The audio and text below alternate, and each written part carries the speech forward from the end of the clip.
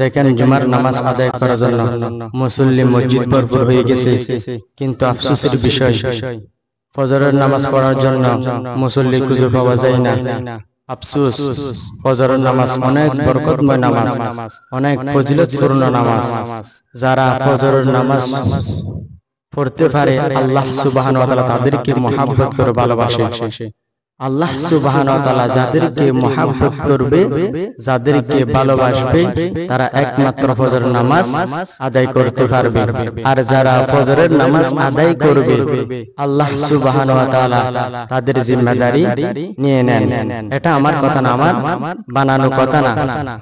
হুজুর সাল্লাল্লাহু আলাইহি ওয়াসাল্লাম ১৫০০ বছর আগে তিরমিজি শরীফের হাদিস 2164 নং হাদিস রহমত আলম জানায়া দে মান সাল্লাস সুবহা ফাহুয়া ফি জিম্মাতিল্লাহ।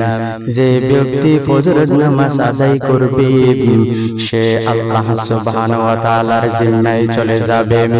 যে সে যদি ফজরের নামাজ আদায় করে মসজিদ থেকে বাহির হয় রিজিক তালাশ করার জন্য যায়, আল্লাহ তার রিজিকের জিম্মাদার নিয়ে নেবেন। যে সে যদি কোথাও সফর করে আল্লাহ সুবহানাহু ওয়া তাআলা তাদেরকে গাড়ি অ্যাক্সিডেন্ট থেকে হেফাজত করবে। সমস্ত বলা মুসিবত থেকে স্বয়ং আল্লাহ সুবহানাহু ওয়া তাআলা তাদেরকে হেফাজত করবে। রহমত আলম জানায়া দে মান সাল্লাস সুবহা ফাহুয়া ফি জিম্মাতিল্লাহ। যে ব্যক্তি ফজরের নামাজ আদায় করবে সে আল্লাহ সুবহানাহু ওয়া তাআলার জিম্মায় চলে যাবে। শুধু এতটুকু না, রহমত আলম আরো জানায়া দে ফালা ইউতবিআন্নাকুমুল্লাহু বিশাইইন মিন জিম্মাতিহি। রহমত আলম জানায়া দে ফালা ইউতবিআন্নাকুমুল্লাহু বিশাইইন মিন জিম্মাতিহি। আল্লাহ সুবহানাহু ওয়া তাআলা যেন তার জিম্মার বিষয়ে তোমাদেরকে অভিযুক্ত না করে।